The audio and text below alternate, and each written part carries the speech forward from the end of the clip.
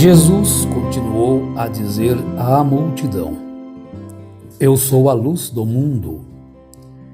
Quem me segue não andará em trevas, mas terá a luz da vida.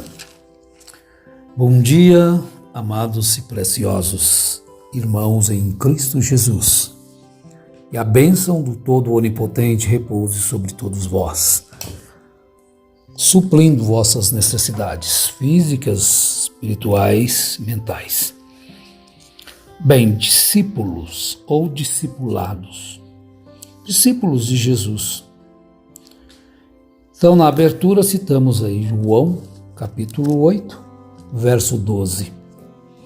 E ainda no mesmo capítulo, nós temos mais uma referência para citarmos. Disse Jesus aos judeus que criam nele: Se permanecerdes no meu ensino, verdadeiramente sereis meus discípulos. Então foi depois dele falar isto, é que ele citou o versículo que é muito citado, conhecido, demais, citado agora ultimamente por os políticos e de um lado, de outro, que cada um se diz dono da verdade, principalmente os evangélicos, né? É uma briga constante. Cada um se diz dono da verdade. Então todos citam este 32, conhecereis a verdade vos libertará. Mas Jesus se identifica como a verdade. Se permanecerdes no meu ensino, verdadeiramente sereis meus discípulos. Então, quem são os discípulos de Jesus? Não é difícil. Você pode ser discípulo de muitas pessoas. Tem discípulos de Sócrates, tem discípulos de outros historiadores, pensadores, discípulos de tantos líderes no mundo, cristãos e não cristãos, né? Porque cristãos são aqueles que creem que Cristo, Jesus veio, então se chamam denominados cristãos. Mas as pessoas se tornam discípulos daquele mestre aqui da terra, aquele mestre, aquele pastor, aquele líder, não são mestres dele, não são discípulos de Jesus. Agora, Jesus é enfático: se permanecerdes no meu ensino. Então você, o que tem que fazer? Você quer ser discípulo de Jesus? Permanece no ensino dele. Ah, mas Deus enviou um... Não. Se ele está pregando contra os ensinos de Jesus, então você vai ser discípulo dele ou de Jesus? Então eu ouvi um pastor falando, né, que toda a luz que você precisa está numa mensagem. Então, mais uma vez, através da hipocrisia, eles denunciam que eles são anticristo. Não tem como não ser.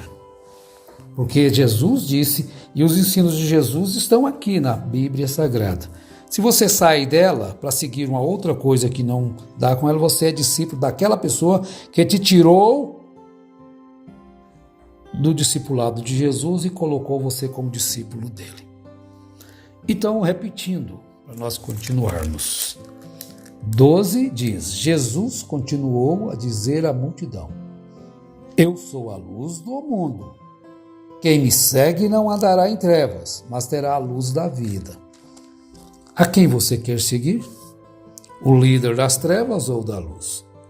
E se vós permanecerdes no meu ensino, verdadeiramente sereis meus discípulos. Por que o que é um discípulo?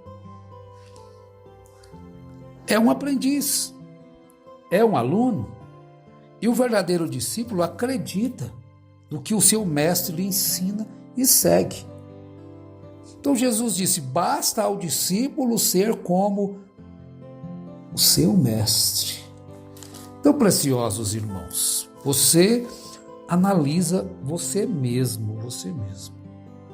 Se você está sendo discípulo de Jesus ou discípulo de uma igreja, ou discípulo de um homem eloquente, de algo que prega até um pouco, tem até um pouco de Bíblia, porque se não tivesse, não enganaria ninguém, né? Porque Jesus disse que seriam tão parecidos que, se possível for, enganaria até os escolhidos.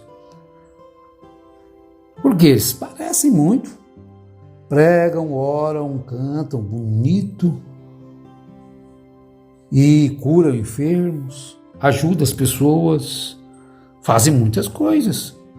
Mas a doutrina tira ou coloca alguma coisa da Bíblia. Então, se enquadrem em Apocalipse. Aquele que tirar e acrescentar não vai ter parte no reino de Deus. Muito bem.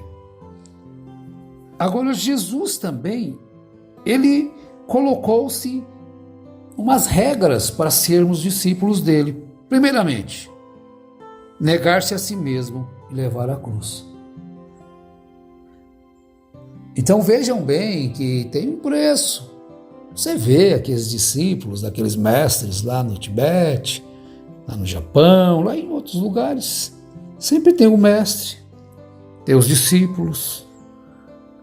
Mas Jesus disse aos seus discípulos: se alguém quiser vir após mim, renuncie-se a si mesmo, tome a sua cruz e siga-me.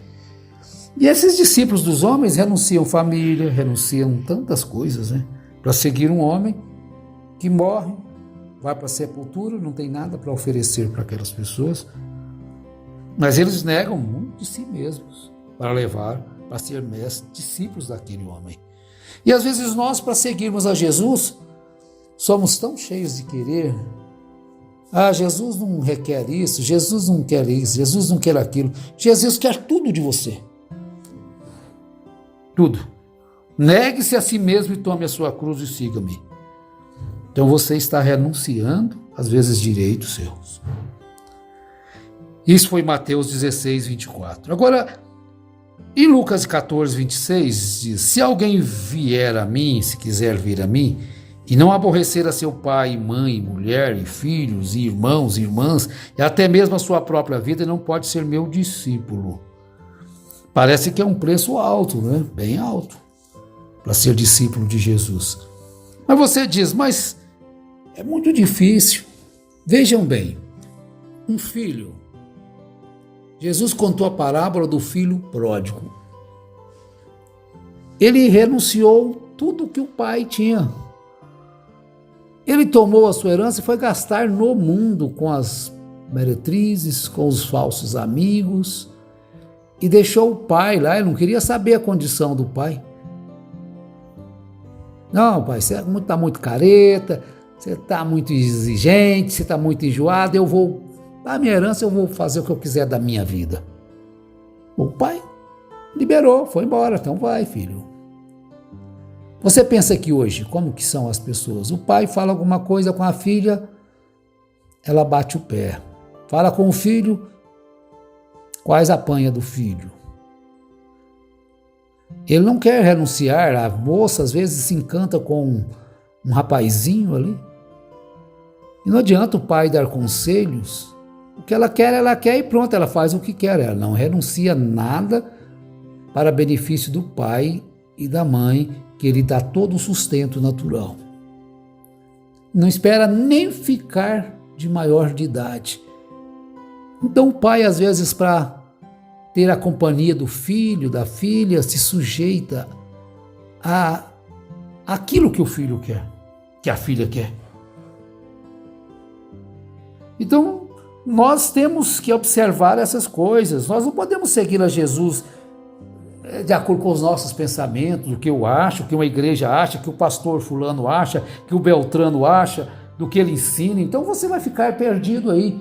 Você vai numa igreja e eles ensinam uma coisa, você vai em outra igreja e ensina outra, você vai em outra e ensina outra coisa. Cada um diz que está com a verdade, cada um é correto. Então cada um vai citar 8:32, conhecereis a verdade. Agora você está conhecendo a verdade. Mas você só conhece a verdade por si mesmo. É pegando as escrituras, examinando as escrituras Examinais as Escrituras. Jesus falou isso para fazermos. Não adianta, se você não fizer, se você não deixar essa besteira de ficar lendo livrinhos do fulano de tal, do ciclano. Tem muitos livros bons que não são religiosos e traz tanto ensinamento para a vida.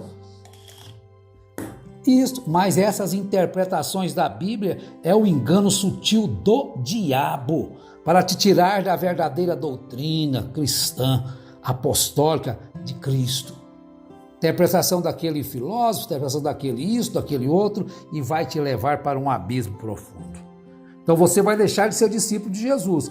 Se você começar a ler esses livrinhos que vêm da voz de Deus, esse negócio de tablet, que você vai ler só aquilo, chegou a dizer, você não precisa carregar a Bíblia mais, pode levar só o tablet.